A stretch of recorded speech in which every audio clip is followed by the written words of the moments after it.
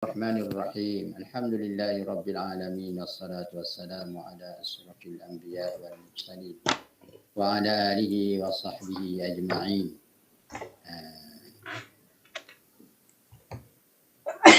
أما بعد. Ada slide yang selagi sebenarnya.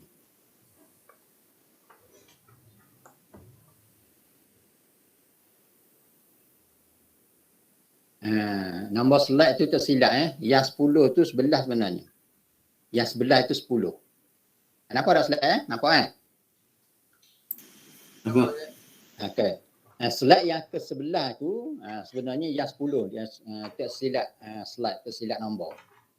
Okey, kita masuk kepada perbincangan seterusnya pasal-pasal perundangan.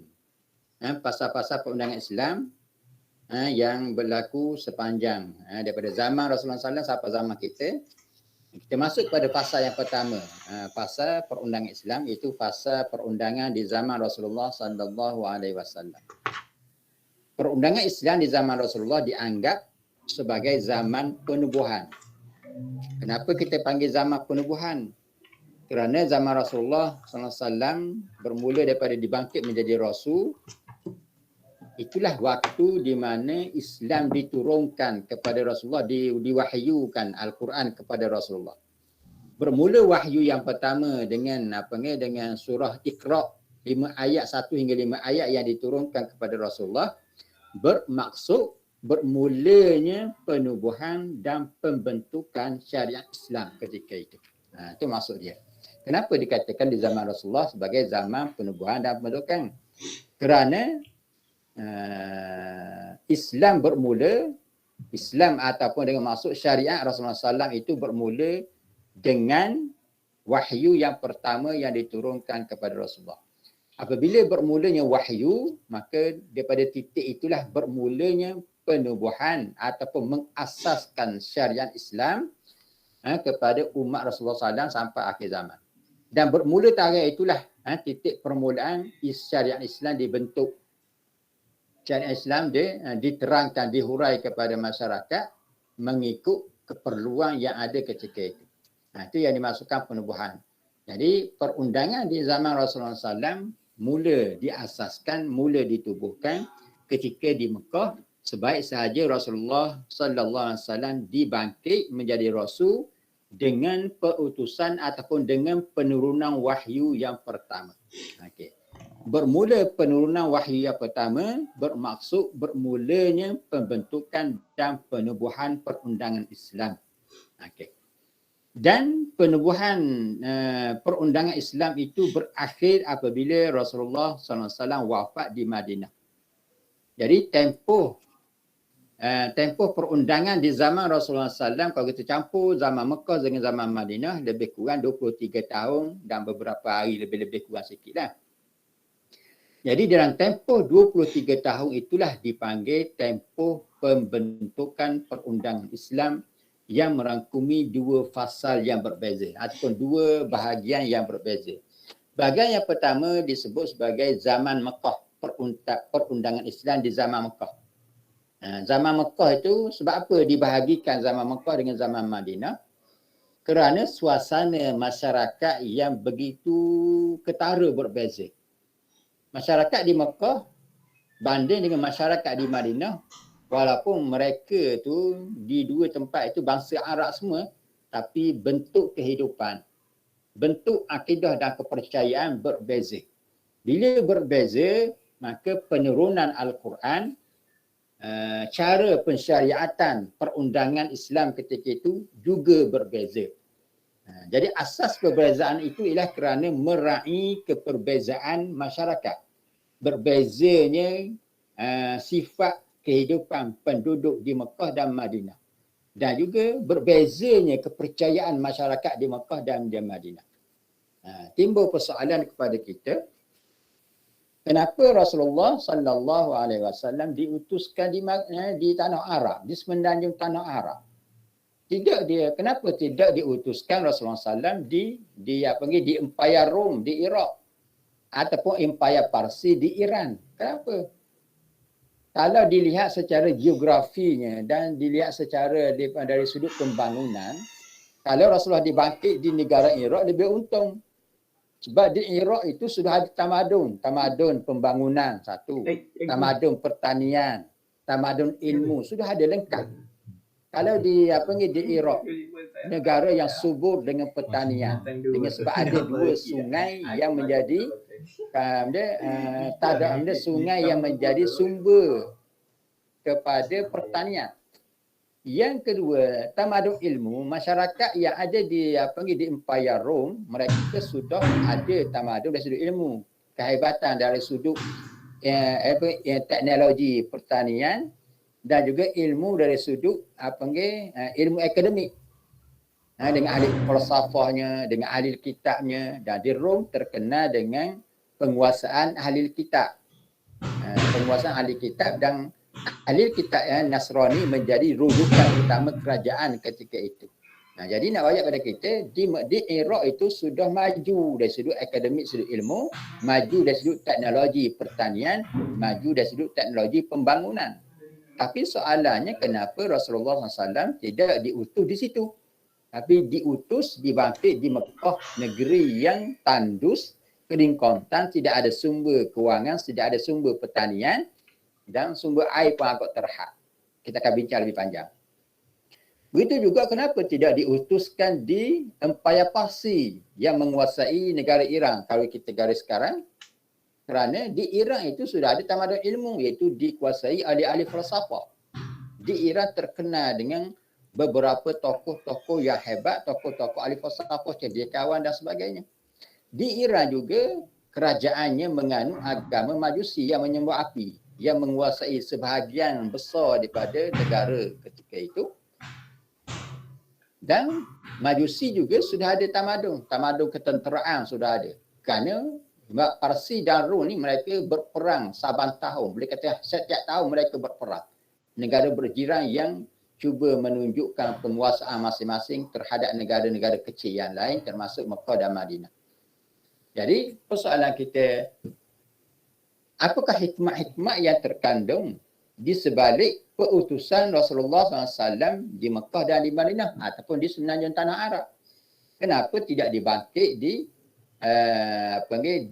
Empire Rome ataupun Empire Parsi? Itu soalan yang pelajar bakal jawab dalam ujian nanti. Boleh faham tak?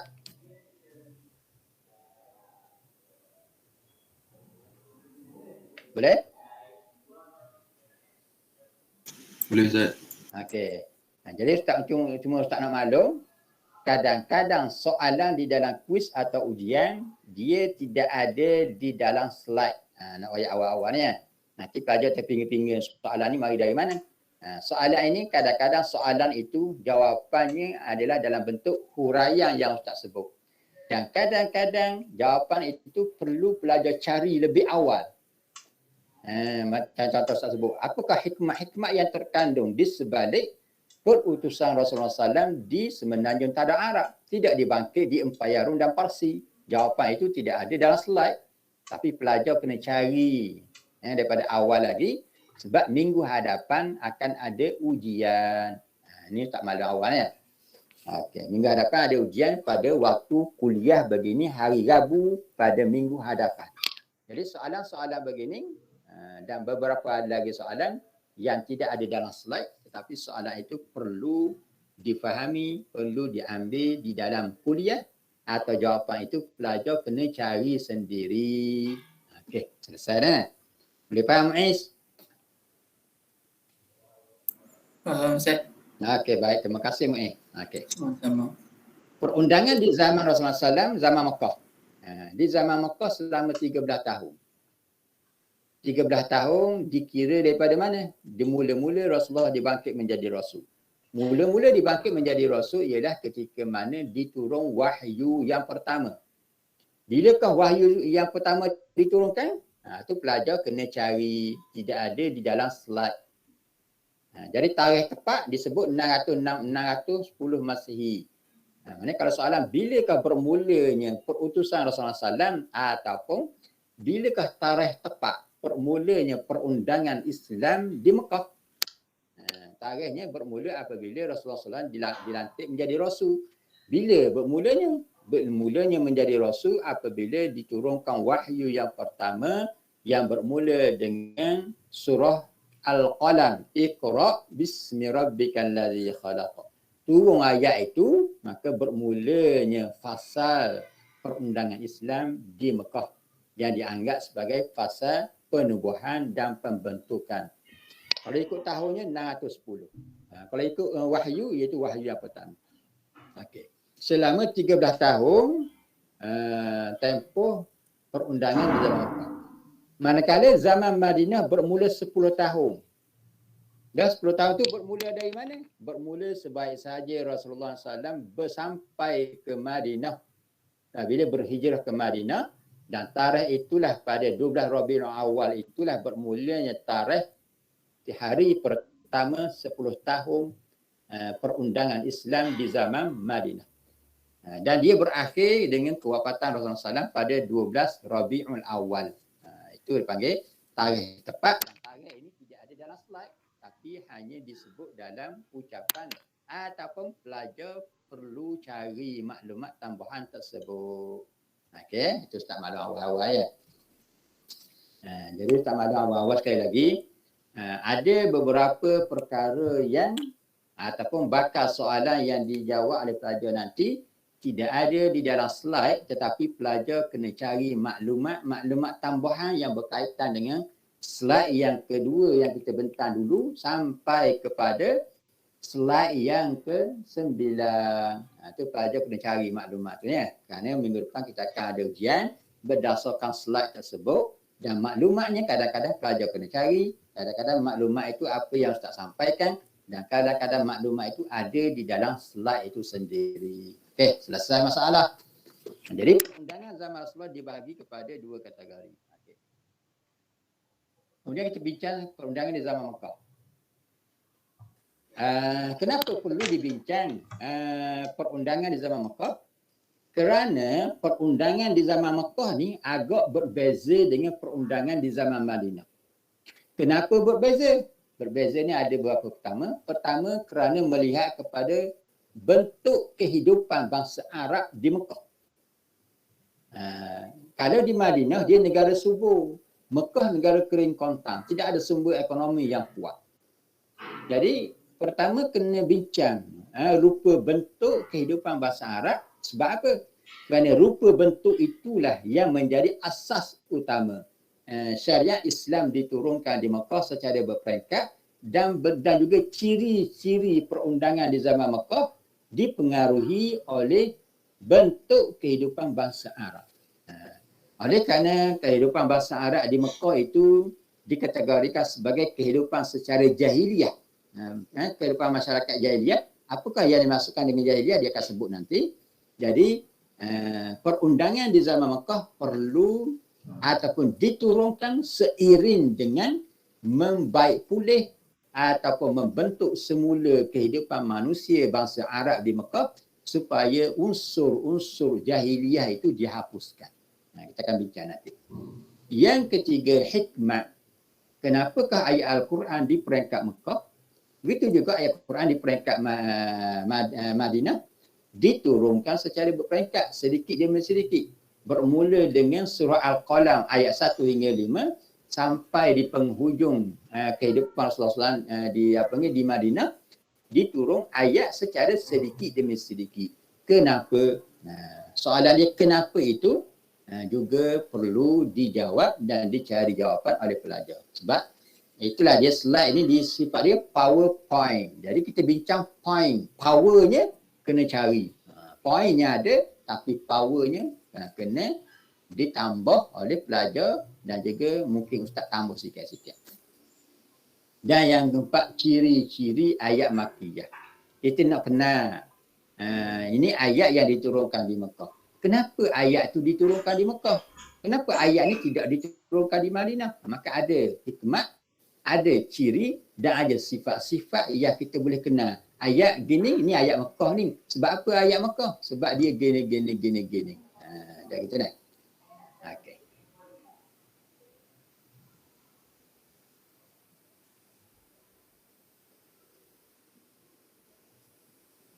Boleh nampak slide tak? Soalan tu. Lupa Ustaz. Tak baca mana. Okey, baik. Terus kita pergi kepada tajuk yang pertama, bentuk kehidupan bangsa Arab. Jadi bentuk kehidupan bangsa Arab ni boleh dilihat pada geografi dan kehidupan sosial bangsa Arab sebelum kedatangan Islam. Kita tengok peta dia ni. Ni. Ini semenanjung tanah Arab, iaitu yang warna putih di tengah tu disebut Al-Jaziratul Arabiyah, semenanjung tanah Arab. Okey, semenanjung tanah Arab kalau sekarang ni merangkumi Mekah dan Madinah dan juga sebahagian daripada Emirat Arab Bersatu. Ada sebahagian situlah. Okey. Kalau di sebelah kanan tapi pelajar tahu yang warna purple tu Daulah Al-Fursi. Empire Parsi. Yang mana Empire Parsi tu di situ ada apa dia? Ada Iran. Itu sebahagian besarnya lah. Sebahagian besarnya Iran dan ada sebahagian lagi negara-negara yang lain di sekitar itu. Iran, mungkin ada Palestin sikit situ. Kemudian di sebelah kiri Daulatul Rom. Empire Rom. Kalau kita tengok kepada Daulatul Fursi dan juga Daulatul Rom, kedua-dua benua itu ada sungai yang halus di tengah. Faham tak? Di tengah-tengah negara mereka itu ataupun dalam negara tersebut ada sungai. Jadi sungai itulah yang menjadi sumber ekonomi yang terbesar bagi kedua-dua negara itu. Negara Parsi dan negara Rom merupakan negara yang subur kerana apa dia? Kerana ada sumber air sungai yang mengairi tanaman yang menjadi sumber kehidupan juga dan juga simbol ekspor negara tersebut. Okey. Manakala sebenarnya tanah Arab tak ada sungai tengah tu. Menunjukkan bahawa negeri itu kering, negeri kontan, tidak ada sumber yang mengharapkan air hujan pun turun kadang-kadang setahun terlalu sedikit, menyebabkan kehidupan bangsa Arab di semenanjung tanah Arab, mereka terpaksa berpindah dari satu tempat ke satu tempat mencari air, sumber air yang bertakun untuk diberi minum kepada haiwan mereka. Okay, itu kehidupan suasana orang Arab, kehidupan geografi mereka, negara mereka yang kering, yang tidak ada sumber air. Kalau ada hujan pun hujan yang sedikit. Bahkan negara mereka terlalu panas yang menyebabkan mereka berhadapan dengan sesuatu kehidupan yang sukar.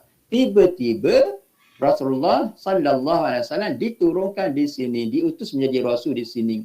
Kenapa? Kenapa itu penting? Jawapan yang perlu pelajar cari. Okey. Umat Islam, masyarakat sebelum kelahiran Rasulullah, masyarakat yang ada di Mekah atau di semenanjung tanah Arab dikenali dengan masyarakat jahiliyah. Masyarakat Arab ketika itu dia dikenali dengan masyarakat jahiliyah. Kenapa dikatakan atau dinamakan dengan jahiliyah? Kerana mereka memiliki 4 ciri yang melayakkan mereka dinamakan dengan masyarakat jahiliyah. Ciri yang pertama, masyarakat ketika itu tidak ada Nabi dan Rasul. Mekah asalnya dibuka oleh Nabi Ibrahim AS bila Nabi Ibrahim bina Kaabah. Okey, bila Nabi Ibrahim buka Kaabah, lalu beberapa puluh tahun kemudian itu datanglah kabilah-kabilah lain datang. Selepas kewafatan Nabi Ibrahim, datang kabilah lain menempati di kawasan sekitar Kaabah tu sebab apa? Sebab ada air Zam-Zam. Jadi dia menjadi penarik, air Zam-Zam itu menjadi penarik kepada orang lain atau bangsa Arab keturunan lain yang datang ke situ. Okey.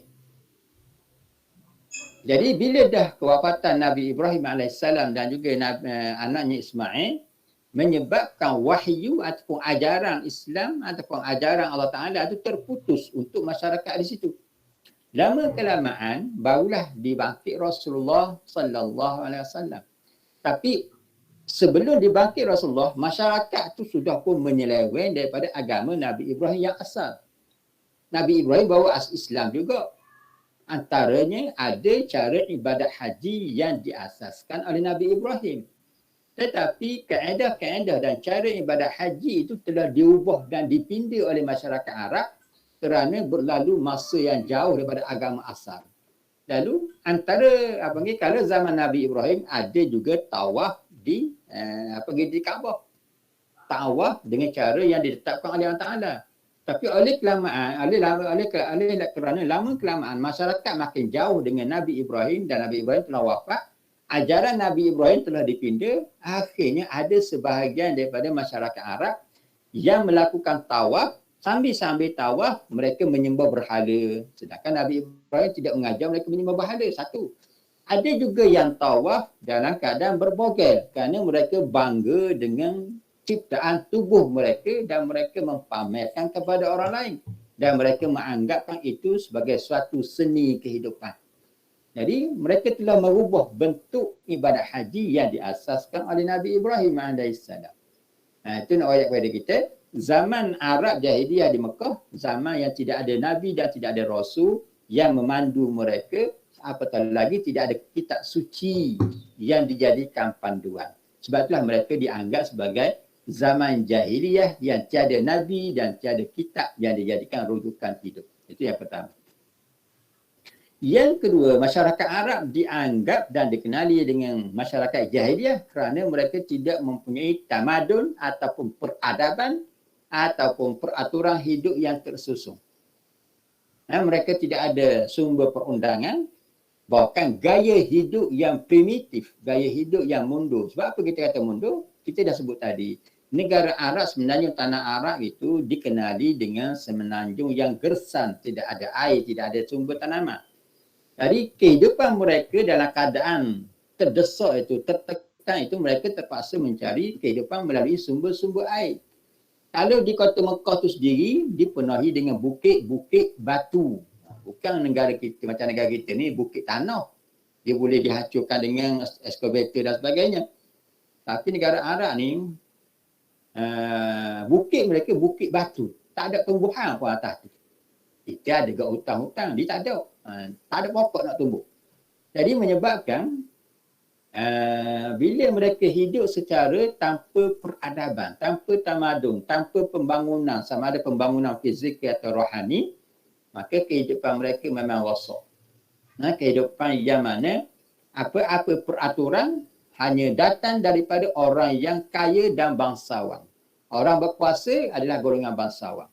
Selain daripada golongan bangsawan, mereka adalah hina dan diperhamba abdikan. Jadi tidak ada kehidupan. Dalam bab jual beli tidak ada peraturan. Dalam bab rumah tangga tidak ada peraturan. Ini kebanyakanlah. Walaupun ada segelintir penduduk di Mekah itu, mereka masih lagi beramal dan juga mengikat diri dengan agama Nabi Ibrahim AS. Ada, tetapi sebahagian kecil.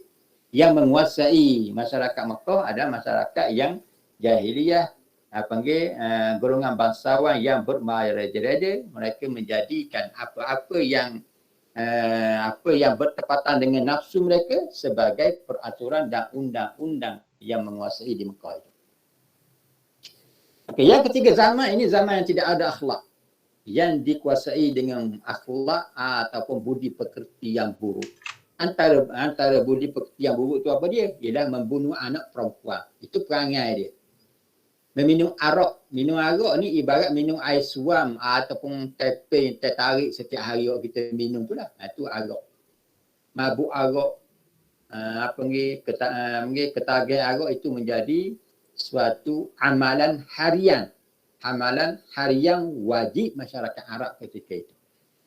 Bahkan arak ini menjadi suatu minuman yang dipuji dan dipuji. Dipuji dan dipuja arak itu melebihi susu dan madu. Itu hebat teruknya masyarakat dia. Jadi antara perangai buruknya ialah membunuh anak. Itu disebut dalam Al-Quran, disebutkan wa idza busyira ahadun bil unsa. Apabila seseorang daripada orang Arab itu diberitahu kepada mereka, diberi berita gembira bil unsa, dengan kelahiran anak perempuan. Bila isteri seseorang itu melahirkan anak perempuan, dhalla wajhuhu muswadda, terbayang di muka mereka wajah-wajah yang hitam, muswaddan. Kerana apa dia? Wa huwa kadhim, sebagai tanda mereka kecewa, duka cita sebab dapat anak perempuan. Sebab apa dia bercerita anak perempuan, kita akan bincang nanti. Yatawara minal qawmi min su'i ma busyira. Mereka terpaksa sembunyi diri kerana apa dia? Kerana duka cita dan malu disebabkan dengan kelahiran anak perempuan. Au yadussuhu fit turab, ataupun pilihan yang kedua, mereka tanam anak perempuan itu hidup-hidup. Yadussuh, mereka tanam, timbus mereka dah tanam. Nak ayat pada kita, masyarakat Arab, bila dapat anak perempuan, mereka berada dalam dua persimpangan. Sama ada mendapat kehinaan, cacian, makian daripada masyarakat Arab kerana dapat anak perempuan, ataupun cara untuk menutup malu ialah dengan membunuh dan menanam anak perempuan itu hidup-hidup. Dua cara je. Nak hidup bermaruah, kena bunuh anak. Kalau mahu dihina, kekal anak perempuan itu dibeli. Kenapa mereka berada dalam situasi begitu? Kerana masyarakat Arab ni kita sebut tadi, mereka hidup secara berpindah ganda mencari kawasan subur ataupun mencari kawasan air. Sebab negeri mereka kering, nak beri makanan, nak makan minum, nak guna air. Jadi, dalam suasana mereka ni mencari air, katakanlah bila kabilah A bertemu dengan satu kawasan air, maka mereka akan menganggap itu kawasan mereka. Mereka akan cuklah kawasan tu, akan duduk di situ. Dan pada waktu yang sama, kabilah lain cari juga air. Katalah kabilah B cari air, bertemu dengan air itu juga. Lalu, kabilah B mendakwa itu air mereka. Sebab tadi kabilah A mendakwa air mereka. Jadi dua kabilah mendakwa air itu ialah hak milik mereka, kawasan mereka. Jadi akhirnya berlaku perbalahan dan perebutan. Cara mau selesai, siapakah yang menjadi pemilik tunggal kawasan air itu, caranya ialah berperang. Sebab kita kata berperang sebab mereka tidak ada peradaban dan tamadun, tidak ada peraturan yang khusus yang boleh diikuti. Masing-masing kabilah ada peraturan dan keras pada mereka sendiri. Akhirnya mereka berperang. Untuk menentukan siapa yang benar, siapa yang salah ialah siapa yang menang perang. Sesiapa yang menang, kabilah yang menang adalah kabilah itu yang benar dan dia adalah yang betul dan dia memiliki kawasan air. Yang kalah mesti dihalau ataupun akan menjadi tawanan perang kepada kabilah yang menang itu. Nah, itu yang berlaku. Maksudnya, setiap kali berjumpa kawasan air, mereka mesti berperang untuk menentukan siapa pemilik dan siapa sebenarnya orang yang benar. Okey, bila dalam perang ni, biasa terlibat dalam perang ialah lelaki. Manakala perempuan dia dijadikan sebagai bahan pembakar semangat. Maksudnya macam mana? Sebelum berlaku peperangan, dia akan bawa mana-mana perempuan akan dibuat pesta. Pesta minum arak, pesta zina dan sebagainya. Bila dah selesai, barulah berperang esok hari. Jadi, bila berperang kalau tewas, puan tadi itu akan dijadikan tawanan perang. Sebab dah tewas. Jadi, yang terlibat dalam peperangan lelaki. Orang puan ni, orang panggil buat perabi berah je. Buat perabi gandum. Nurin tak? Macam mana Nurin? Ke tidak? Nurin tak ada ke? Tak apa, Nurin tak ada. Siti Nur Ashikin? Ada. Okey. Itulah yang berlaku di negara Arab.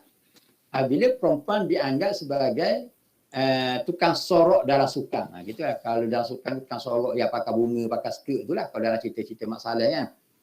Jadi, bila berlaku peperangan, bila kabilah tu tewas, maka perempuan tadi akan ditawan.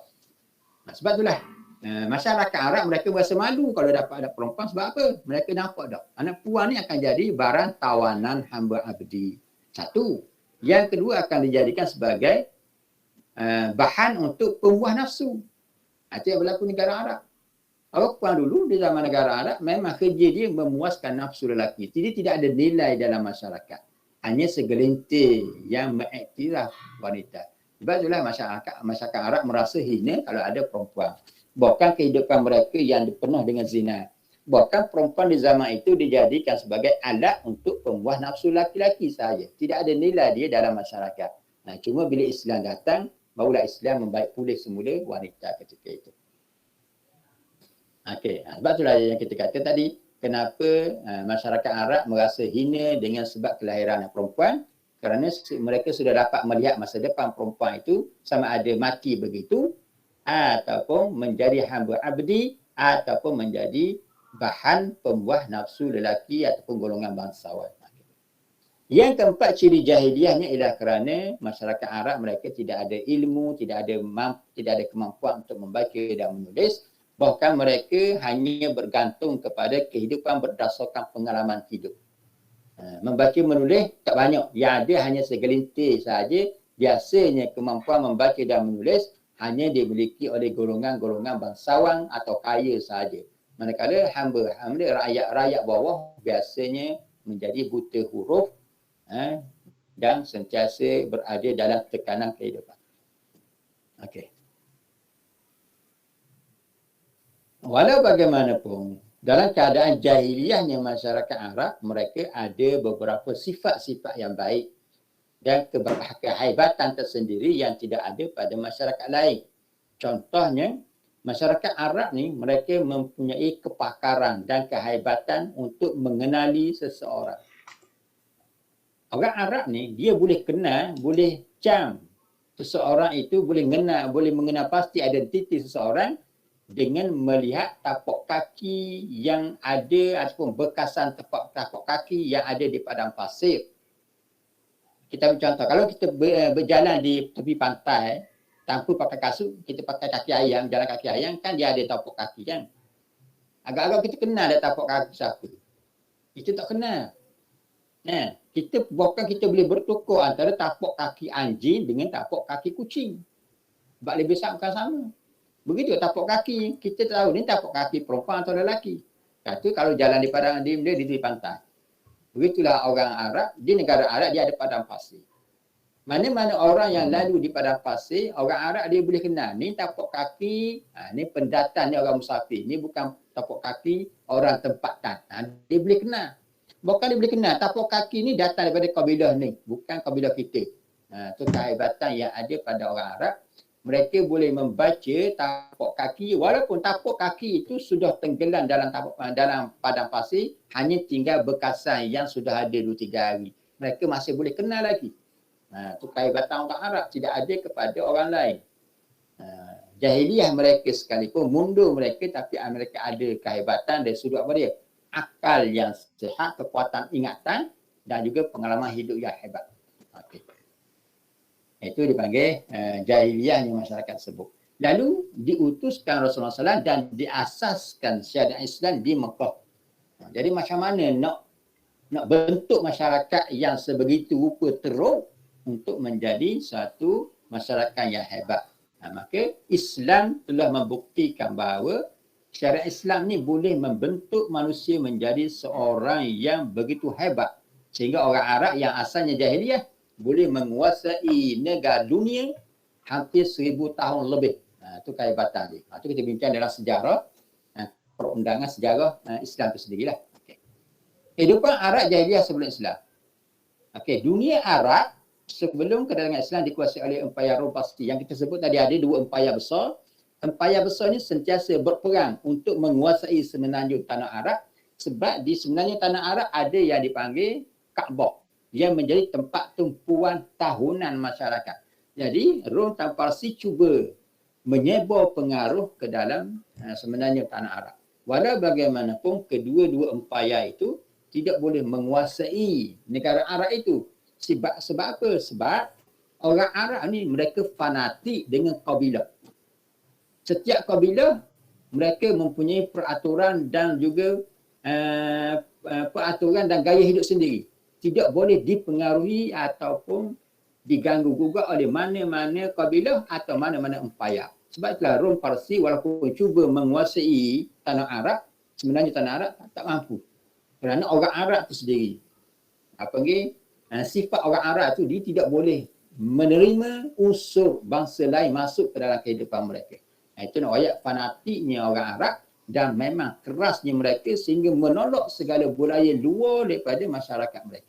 Maksudnya mereka sendiri yang membentuk dan merosok masyarakat mereka sendiri, bukan daripada orang luar. Itu kehebatannya. Yang kedua, sistem kehidupan yang mundur. Tidak ada tamadun, sentiasa berpindah, tidak tetap di satu kawasan. Sebab apa? Kerana di padang pasir tidak ada sumber kehidupan yang kuat. Yang ada air pun di Mekah tu dah sumber Zam-Zam. Lain pada tu memang sentiasa kena bergerak-bergerak antara satu sama lain. Dan yang ketiga, yang kita sebut tadi, oleh kerana tidak ada sumber ekonomi di Mekah, maka mereka terpaksa mencari sumber kehidupan secara berniaga di luar kawasan. Daripada Mekah, mereka akan pergi ke Syam. Syam tu dekat Iran lah, pergi ke sana untuk berniaga di musim panas atau musim sejuk. Pada waktu lain pula, mereka pergi ke Yaman, ke bawah pula untuk pergi berniaga juga. Jadi, 6 bulan ke musim panas, 6 bulan musim sejuk, mereka kerja dia berniaga di kawasan luar, tidak berniaga di Mekah. Berniaga di Mekah hanya satu musim sahaja, iaitu ketika mana berlakunya proses ibadat haji, orang ramai pakat mari. Masa itulah berlaku perniagaan pun. Lepas pada tu senyap terus. Maka mereka terpaksa mencari sumber hidup dengan berniaga di kawasan yang luar, yang agak jauh perjalanannya, makan masa yang berhari-hari, berminggu-minggu dalam perjalanan itu. Okey. Cuba tengok ni, kita tunjuk tadi peta tadi yang dunia Arab sebelum Islam tadi. Okey. Ni peta yang kedua, sumber rezeki berasaskan perniagaan melalui pelayaran. Okey, ni Mekah di tengah ni. Ni Mekah. Mereka akan pergi ke Syam. Ni untuk satu sesi satu sesi perniagaan. Sama ada musim sejuk atau musim panas tu, tengok kadang-kadang saya pun dah ingat dah tu. Kemudian mereka juga daripada Mekah tadi, mereka akan pergi ke ni bawah ni, ke Yaman untuk berniaga di satu kawasan. Jadi nak rakyat, kerja mereka ialah berulang-alik di bahagian atas ini, utara dan selatan, kerana memenuhi tuntutan kehidupan dan mencari rezeki melalui proses perniagaan. Nak berniaga di Mekah, tak ada orang mari. Kalau mari pun setahun sekali di musim haji. Lain pada tak ada. Jadi mereka terpaksa keluar kawasan untuk mencari sumber kehidupan.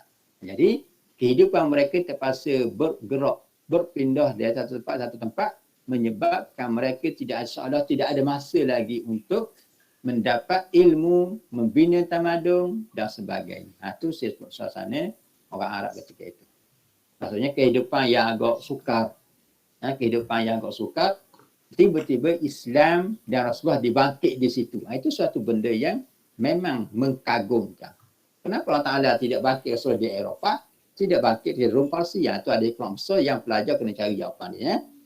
Yang keempat, kehidupan terikat dengan sistem kabilah, berpegang kuat dengan adat resam dan budaya setempat. Kehidupan orang Arab ni kabilah. Bila berada dalam kabilah, ketua kabilah adalah pemutus kepada peraturan-peraturan dan mana-mana undang-undang, perbarahan dan sebagainya. Jadi masyarakat yang ada dalam kabilah itu, dia tidak akan terpengaruh dengan budaya kabilah lain. Kabilah lain dah. Tapi kabilah dia akan pegang sungguh-sungguh, urus sungguh-sungguh. Diketuai oleh ketua kabilah. Dan setiap kabilah akan berlaku peperangan silih berganti. Kabilah A berperang dengan B. Kadang-kadang B, A. Kadang-kadang A lawan C. Kadang D, B lawan D. Itulah bertukar. Sebab apa? Kadang-kadang dengan sebab perkara-perkara yang remeh saja mereka boleh berperang. Contohnya berlaku dalam sejarah, bila seekor unta mati di kabilah lain. Unta milik A, dia dapati mati berada dalam kabilah B, kawasan kabilah B. Lalu bila berlaku tuduh-menuduh siapa yang membunuh, tidak ada penyelesaian. Maka caranya kita berperang. Berperang, badan untuk seekor unta, puluhan nyawa sanggup dikorbankan. Kadang-kadang tak logik. Kerja-kerja yang di luar akal, di luar logik akal mereka laksanakan. Sebab apa? Kerana mereka ni tidak ada satu peraturan yang boleh dirojak, tidak ada satu benda yang boleh dijadikan panduan dalam hidup. Itu masalah kehidupan secara orang Arab dahulu. Memang teruk, mundur-mundur sungguh. Okey, cuba tengok ni peta. Di semenanjung tanah Arab, berpuluh-puluh kabilah. Banu ni, macam-macam bani kabilah lah ni. Satu keluarga besar yang berhimpun di situ. Keluarga besar berhimpun. Masing-masing keluarga ni dia akan mencari sumber air, sumber kehidupan. Kalau bani kalau dibenah, di Mekah ada Bani Khuza'ah, ada Bani Kinanah, ada Bani Abbas, ada Bani Amir, Bani tu. Macam-macam. Di kawasan Mekah saja. Bani Hawazin, Bani Saqif, kabilah Quraisy, macam-macam. Kinanah, Khuza'ah itu berada di sebelah itu. Kalau pergi ke atas kat Madinah pula, macam-macam lagi kabilah. Jadi kabilah yang banyak ini memberi kesan kepada gaya kehidupan yang berbeza-beza. Itu sistem kehidupan tanah Arab. Okey, bila masyarakat Arab sebegitu rupa, maka Allah Ta'ala menurunkan ayat-ayat yang selari dengan cara untuk membentuk kehidupan mereka. Jadi kebanyakan ayat-ayat yang diturunkan di Mekah tidak melibatkan hukum hakam. Sebab melihat kepada orang Arab ni perlu dibina kehidupan. Perlu dibina jati diri manusia. Kena bina orang dulu. barulah boleh bina tamadun. Kalau orang tidak dibina, tiba-tiba kita bina bangunan saja, akhirnya akan berlaku penipuan, penindasan yang merata reti. Jadi untuk membolehkan kehidupan harmoni, maka Islam datang di Mekah, bentuk baiki orang dulu. Kena baiki orang. Orang dia jadi juru, dia jadi baik, lepas tu ikut peraturan, kena ada peraturan hidup, kena ada hidup, hormati menghormati antara satu sama lain, menjaga maruah dan sebagainya. Kena bina itu dulu dalam masyarakat, barulah boleh masyarakat itu menjadi hebat dan utuh. Selepas tu barulah kita bincang tentang apa dia? Tentang halal haram nak makan, nak buat ibadah apa semua sekali. Gitu. Okay. Ciri perundangan di zaman Mekah, ada 3 aspek yang ditekankan oleh perundangan di zaman Mekah. Pertama, berkaitan dengan akidah. Bagaimana diketahui di Mekah, di Kaabah saja ada 300 lebih berhala. Berhala sama ada orang kecil, orang besar, penuh. Dalam Kaabah tu tak kira, hak luar tu penuh. Jadi, orang Arab ni, dia ni menyembah berhala. Tak kira lagi di pintu masuk Mekah tu, ada beberapa berhala besar yang menjadi tempat laluan utama masuk ke Mekah. Hak masuk ke Mekah, mu kena tunduk patuh kepada berhala besar dulu, baru boleh masuk ke Mekah. Ibarat patung besar di pintu masuk tu ibarat macam kita custom di perbatasan immigration di perbatasan itu.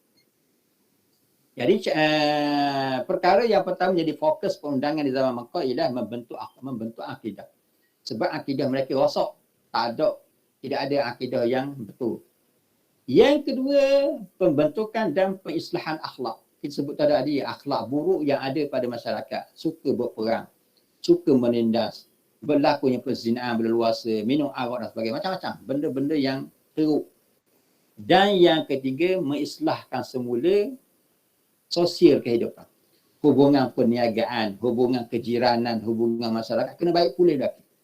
Tidak lagi diwujudkan orang kaya yang menguasai keseluruhan. Tidak lagi dibuat begitu. Jadi 3 aspek ini menjadi penekanan utama perundangan di zaman Mekah. Tidak ada perbincangan tentang apa dia? Tentang halal haram. Bukan ada apa dia? Tentang perlu diwujudkan hubungan baik dengan jiran. Dia tidak kata tentang halal haram mengkhianati jiran. Halal haram ni tak sebut sangat di Mekah. Yang ada disebut apa dia? Ganjaran baik kepada mereka yang buat baik, ganjaran buruk kepada mereka yang buat kerja buruk. Ganjaran baik syurga kepada mereka yang buat baik, ganjaran buruk neraka kepada mereka yang buat kerja-kerja yang jahat. Itu yang disebut. Diberi motivasi begitu supaya akhlak mereka, peribadi mereka terbina dengan perkara-perkara yang baik. Jadi akhlaknya, sistem sosial kehidupan, perniagaan yang teratur, tidak ada penindasan, juga ditekankan dalam peringkat Mekah. Perundangan ketika ini tidak banyak menyentuh perkara hukum hakam dan ibadat peribadi. Tentang semayang pun semayang yang dalam peristiwa Isra' Mi'raj pun, semayang seorang-seorang je. Semayang jemaah tidak ditekankan lagi. Rukun syarat apa semua sekali tu tidak didetailkan lagi.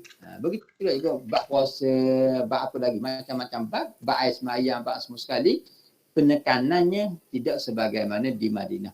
Jadi di Mekah ni tak banyak, bukanlah kita kata tak ada langsung. Ada hukum hakam tapi tak banyak. Banyak difokuskan tentang apa dia? Baiki akidah, baiki akhlak dan juga baiki hubungan dengan manusia.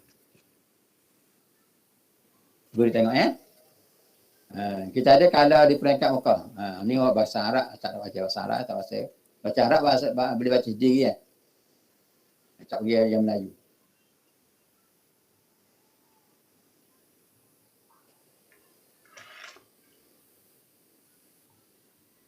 Okey, saya pergi bahasa Arab dulu lah. Okay. 3 aspek yang diterangkan tadi iaitu membaik pulih akidah, membaik pulih akhlak dan juga membaik pulih sistem kehidupan. 3 ini menjadi fokus kepada perundangan di zaman Mekah. Pembaik pulih akhlak macam mana? Pertama, menghapuskan segala unsur syirik yang ada di dalam jiwa masyarakat. Mana-mana perkara syirik dihapuskan. Selepas dihapuskan syirik, cara hapus ni macam mana? Adalah kategori ayat-ayat tertentu yang membincangkan tentang keburukan syirik. tentang kebinasaan syirik, tentang tidak logiknya syirik bagi Allah Ta'ala dan Tuhan Allah Ta'ala itu. Tidak wajar Allah Ta'ala itu ada Tuhan yang lain gini. Itu panggil radduhun. Kita cuba hapuskan unsur syirik. Bila unsur syirik dihapuskan, maka dimasukkan di dalam jiwa mereka tentang keesaan Allah Ta'ala. Ditanya tentang ciptaan langit, tentang ciptaan haiwan, supaya masyarakat Arab berfikir tentang keesaan Allah Ta'ala. Kemudian dicerita pula tentang hari akhirat. Beriman dengan perkara gaib. Sebab apa? Dicerita tentang adanya malaikat, adanya muka nakir, ada seksa kubur, semua sekali. Di akhirat ni apa panggil? Nikmat-nikmat yang ada dalam surga, azab yang terkandung di dalam neraka, semua dicerita belakang. Supaya orang orang Islam yang masuk, orang Arab yang masuk Islam di zaman Mekah, mereka untuk memantapkan akidah, mereka mesti diikat dengan kepercayaan di akhirat. Kalau buat baik, balasan surga. Bukan tanda kewajipan buat baik dah. Buat baik. Galakkan supaya buat baik. Jadi, galakkan buat baik ini diikat dengan perkara-perkara baik dengan tujuan untuk memantapkan keimanan dan kepercayaan kepada Allah Ta'ala. Kemudian, di samping itu juga dibawa kisah-kisah para Nabi. Kenapa? Untuk membuktikan tentang kerasulan Rasulullah. Rasulullah ni bukan dia Nabi seorang-seorang atas dunia. Bahkan sebelum Rasulullah ada dah Nabi dan Rasul yang lain. Semua Rasul-Rasul yang dibangkit sebelum Rasulullah membawa ajaran yang sama. Sebab apa dibawa kisah Nabi? Sebab orang Arab ni, sebahagian orang Arab ada yang Kristian. Dan sebahagian orang Arab ni ada yang kita sebut tadi, mereka ni sentiasa berpindah ataupun berlayar untuk mencari sumber kehidupan, berniaga. Dalam masa mereka berlayar pergi ke Syam atau ke Yaman, mereka akan melintasi kawasan-kawasan sejarah purba. Dan mereka kenal ni adalah kawasan yang pernah didiami oleh masyarakat, oleh umat dulu yang telah dibinasakan oleh Ta'ala. Contoh mudah Laut Merah. Mereka nampak Laut Merah. Ada ke tempat-tempat tertentu yang mereka melihat ada kesan-kesan bukit yang hancur, kesan tiang-tiang rumah masih ada. Ada. Semua mereka tengok ni, mereka tahu ni adalah Nabi-Nabi dulu yang sudah dimusnahkan.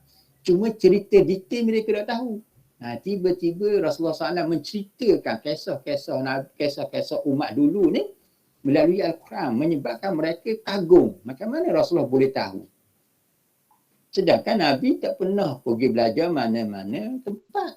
Tapi Rasul boleh tahu kisah-kisah Nabi, kisah kaum Ad, kisah Nabi Saleh, kisah Nabi Musa, umat dia macam mana, kisah Nabi Syuaib, Nabi Yahya, Zakaria, Nabi Ibrahim. Nabi bercerita belaka. Semua cerita ini menyebabkan sebahagian besar masyarakat Arab percaya dengan kerasulan Rasulullah. Jadi, kisah para Nabi selain daripada sebagai bukti bahawa Nabi ini merupakan kesinambungan Nabi-Nabi dulu, kisah para Nabi juga diceritakan kepada Rasulullah sebagai suatu motivasi kepada Rasulullah. Wahai Rasulullah, wahai Muhammad, walaupun kamu penat berjihad, berjuang, berdakwah di Mekah, ketahuilah bahawa umat dulu, Nabi dulu lebih teruk lagi padamu. Ada yang kena bunuh, ada yang diseksa, ada yang dihalau, ada macam-macam.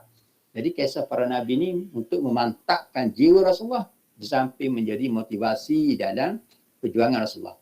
Okey, antara yang menjadi tumpuan dakwah juga, tumpuan perundangan ialah iman bil wa'di wal wa'id. Beriman dengan perkara-perkara yang berkaitan dengan syurga dan neraka. Berkaitan dengan akhlak birrul walidain. Kena hormati ibu bapa. Sebab masyarakat Arab ni bila orang tu ada anak lawan mak ayah, tak percaya. Bahkan ada di antara anak yang jual ayah. Jual mak, jual ayah. Itu di masyarakat Arab lah.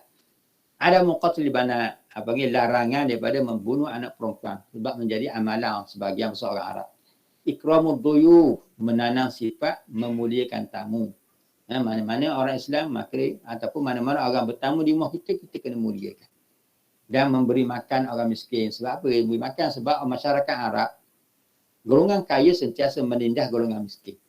Jadi untuk membaik pulih sistem itu, sistem sosial itu, maka adanya galautan dan ganjaran daripada Allah Ta'ala kepada mereka yang memberi bantuan kepada golongan miskin dan memberi makan minum kepada mereka yang lapar, yang tiada makanan. Begitu pakaian dan sebagainya. Okey, dalam islah sosial ada membaik pulih sistem sistem kekeluargaan. Sebab di sana Orang Arab ni mudah-mudah je dia berkenal dengan siapa. Kalau dia nampak ada seorang lelaki, kanak-kanak lelaki yang dia berkenal dengan rupa paras dan sebagainya, lalu dia pun ambil anak tu jadi anak dia dan dia binkan dengan dirinya sendiri. Itu. Dan banyak anak-anak yang terbiar. Sebab apa? Sebab berlakunya penzinaan bebas di Mekah. Mana-mana perempuan dia bebas nak berzina. Tidak ada apa-apa halangan. Bila berzina akan berlaku mengandung anak luar nikah. Jadi anak tu kadang-kadang tak tahu anak milik siapa. Maka ada orang yang berkenan dengan satu-satu anak. Tengok anak tu comel, ada kelebihan-kelebihan tertentu, maka dia pun ambil anak tu dan dibinkan dengan namanya walaupun anak itu bukan zuriat dia. Jadi kehidupan sistem keluarga hancur lebur. Tidak tersusun. Bila begitu maka Islam datang baik pula sistem dulu. Nak kahwin kena ada begini-begini. Anak hanya dibin dengan ayah dan sebagainya. Okay. Yang ketiga Islam muamalat, hubungan sosial harian di pasar, jual beli, hutang pinjam, meminjam dan sebagainya juga ditekankan. Baik pula semua. Sebab apa? Sebab kebanyakan perniagaan di pasar-pasar di Mekah dikuasai oleh golongan bangsawan yang dipenuhi dengan tipu hailah, penindasan dan kezaliman. Itu dipanggil adam lurus, tidak melakukan tipu daya, penindasan dan jual beli dan sebagainya. Kenapa ditekankan jual beli? Kerana kehidupan bangsa Arab yang dipenuhi dengan pelayaran bidang perniagaan. Okay. Yang kita sebutkan tadi. Ini ciri perundangan zaman Mekah, diulang balik. Pertama, pendedahan tentang kezaliman syirik, tahyul, sesak, penyembah berhala, patung dan sebagainya. Mana-mana unsur syirik dihapuskan belakang. Penekanan, bila dah dihapuskan begitu, maka penekanan kepada pembersihan akidah dan penyerapan akidah yang benar, kewujudan, keesaan dan kekuasaan Allah Ta'ala. Di samping itu menanamkan juga kebenaran ajaran Rasulullah SAW, hubungan Rasulullah dengan Nabi-Nabi dulu, Rasul-Rasul dahulu, serta hubungan Nabi dengan ahli akhirat dan sebagainya. Semua diceritakan dengan tujuan memantapkan akidah para umat Islam yang di zaman Rasulullah SAW. Yang kedua, pendedahan tentang kebejatan, kerosakan akhlak, peruntuhan moral, kezaliman dan macam-macam. Penindasan dalam bab jual beli, penindasan dalam bab hubungan sosial, semua itu diterangkan, didedahkan. Bila didedahkan begini, maka ditanamkan sifat-sifat akhlak. Mula-mula kita hapuskan kotoran. Hapuskan kotoran dengan maksudnya memberitahu bahawa benda ni zalim, ni kerja jahat, ni zalim, ni penindasan, gini. Yang baiknya ialah ditanamkan sifat-sifat yang baik. Maka begitulah juga akidah. Dalam bab akidah diceritakan apakah keburukan syirik, keburukan menyembah berhala, gini-gini semua diceritakan keburukan. Bila sedar bahawa itu buruk, maka dibawa benda yang baik untuk ditanam dalam akidah. Okey, pembersihan akhlak, pembelaan golongan lemah, hubungan kekeluargaan, hubungan kejiranan masyarakat dan seumpamanya. Okey. Yang ketiga, ayat Quran banyak berkaitan dengan ganjaran akhirat. Banyak diceritakan buat begini, pahala begini, balasan baik begini, syurga neraka dan sebagainya. Tujuannya untuk menjadi motivasi dan keimanan yang kukuh kepada Allah SWT. Yang keempat, pengkisahan menceritakan tentang Rasul-Rasul dan Nabi terdahulu untuk membuktikan bahawa Rasulullah SAW ada hubungan dengan Nabi dan umat dulu. Bukan Nabi ni mari-mari tiba-tiba je mari mengaku jadi Nabi. Tidak begitu. Yang kelima, gesaan kepada kehidupan dan pemakanan yang baik. Jangan makan benda-benda yang bersifat bangkai, kotoran, minum arak, benda yang mabukkan. Jadi, semua benda-benda ni peringkat awal, turun ayat Quran menceritakan tentang keburukan. Bukan cerita tentang halal haram, tapi tentang cerita keburukan. Bila buruk, maka wajib dijauhi. Di situlah lahirnya hukum. Tapi penekanan ketika ni tidak bincang pasal hukum. Yang dibincang ialah jauhi benda buruk. Jauhi benda yang memudaratkan. Gitu je sudah. Okey, itu perundangan di zaman Mekah. Manakala perundangan di zaman Madinah, bermulanya pensyariatan hukum merangkumi segala aspek ibadat. Tiba hijrah yang pertama, lalu dilaksanakan sembahyang berjemaah. Sembahyang berjemaah sudah disyariatkan. Begitulah, mungkin bila tiba tahun yang kedua, adanya ibadat puasa, adanya ibadat jihad, adanya zakat. Barulah satu persatu. Kemudian seterusnya pada hijrah yang seterusnya, pada tahun hijrah seterusnya ada kewajipan zakat, kewajipan menutup aurat, kewajipan berani, kewajipan. Maka satu persatu diturunkan kewajipan rukun taklif serta perundangan haram zina dikenakan hukum begini. arak-arak hukuman begini, mencuri begini, apa-apa jenayah rasuah begini. Semua barulah didetailkan selepas itu. Okay. Dan pensyariatan hukum di Madinah adalah berperingkat. Nak cerita halal haram ni dia ada sekaligus secara total, itu membahayakan masyarakat Madinah dan masyarakat Arab. Jadi cara untuk supaya tidak membebankan masyarakat, maka diturunkan satu-satu hukum. Contoh berkaitan dengan arak. Hukum arak, memang arak tu memabukkan. Tapi oleh kerana yang kita sebut tadi, arak ni sudah menjadi minuman rutin harian. Nak hapus secara mendadak sukar. Lalu peringkat awal Quran turun ialah Quran menceritakan kebaikan buah anggur dan kebaikan buah tamar. Memanglah buah tamar, buah anggur ada kebaikan. Boleh dijual beli, buahnya boleh dimakan, airnya boleh diminum. Dia cerita tentang kebaikan tu dulu. Supaya orang jinak hati. Okay. Peringkat yang kedua, barulah cerita bahawa arak dan judi ni ada keburukan. Yas'alunaka 'anil khamri wal maisir. Ditanya pada engkau yang Muhammad tentang arak dan judi. Qul fihima ithmun wa manafi'un linnas. Katakanlah Muhammad, judi dan arak itu ada manfaat. Dari sudut ekonomi, jual beli memang laku. Wa ithmuhuma ada qul fihima ithmun. Katakanlah Muhammad, pada arak dan judi itu ada dosa, wa manafi'un linnas, dan ada manfaat. Jadi masa tu tak haram lagi, cuma cerita bahawa arak dan judi ada kebaikan, ada keburukan. Cuma nak royak, wa ismuhu ma akbaru min nafi'ima. Dosanya arak, kerosakan daripada arak, mudarat arak tu lebih besar. Manfaat ada, tapi mudarat lebih besar. Masa tu tak nyata lagi haram. Itu peringkat yang kedua. Peringkat yang ketiga disebut la taqrabus salata wa antum sukara. Jangan kamu mendekati, jangan kamu pergi sembahyang dalam keadaan kamu mabuk. Jadi masa tu dihadkan penggunaan arak. Maksudnya bila tiba time nak sembahyang, kena berhenti minum arak. Janganlah 10 minit sebelum nak sembahyang kena berhenti minum arak. Jangan minum arak bila nak sembahyang. Jadi menunjukkan, jadi peringkat pertama, peringkat seterusnya ialah menghadkan waktu. Peringkat yang terakhir barulah dikatakan afajtanibu. Arak itu diharam 100%. Jadi nak ayat pada kita, berperingkat itu sebab apa? Kerana amalan minum arak ni sudah sebati. Nak buang secara keseluruhan agak membebankan, maka dibuat sikit-sikit.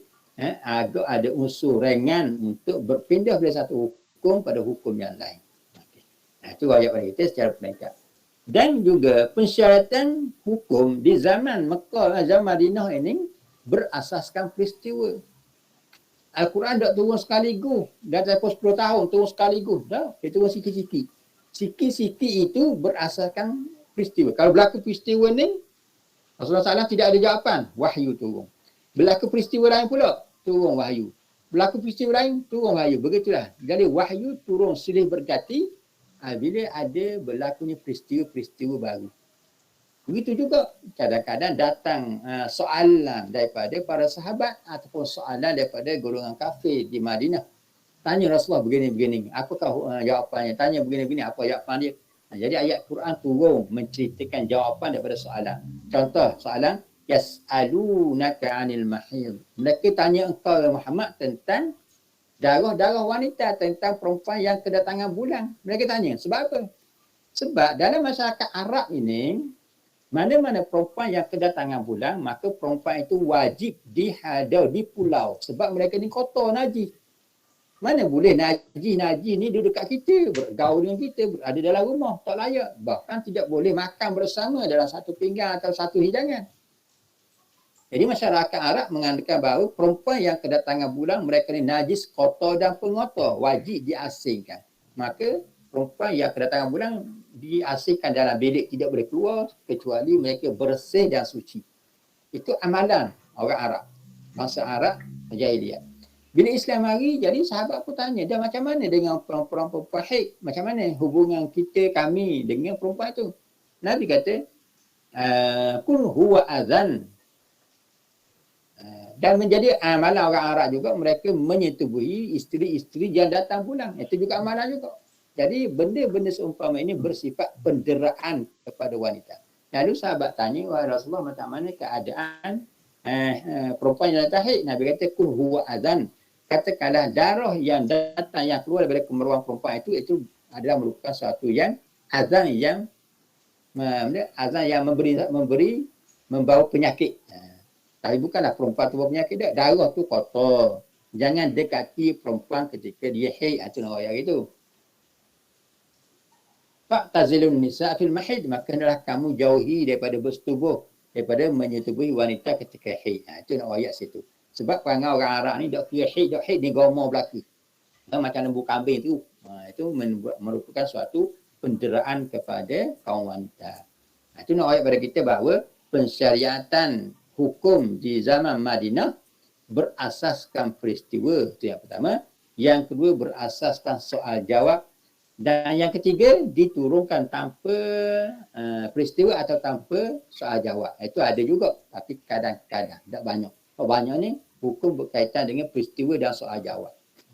Ada juga hukum yang diturunkan berasaskan menjelaskan tentang prinsip-prinsip umum syariat. Ada juga.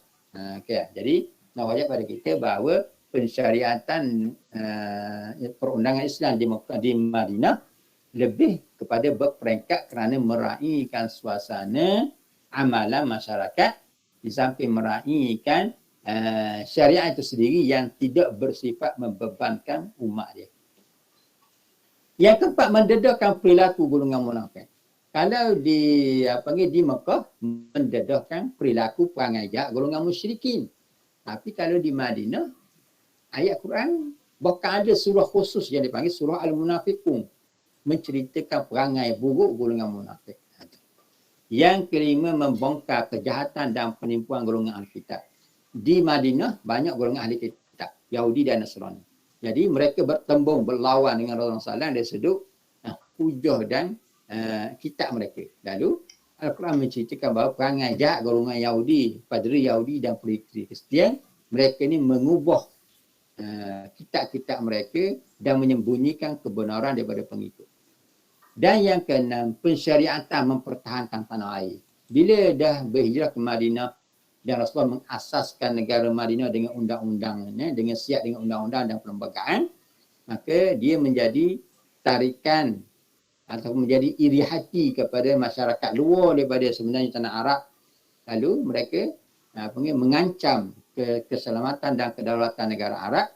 Maka ketika itulah Rasulullah yang berada di Madinah diizinkan mempertahankan Islam di Madinah walaupun sampai kepada tahap berperang memerangi musuh yang mengancam negara Madinah. Okey. Sumber perundangan di zaman Madinah. Wallahu a'lam. Pada itulah untuk hari ini. Jadi Ustaz nak maklum satu benda. Ustaz dah postkan dalam grup tugasan.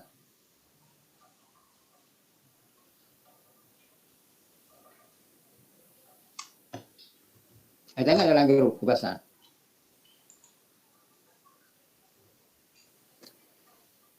Jannan Waira.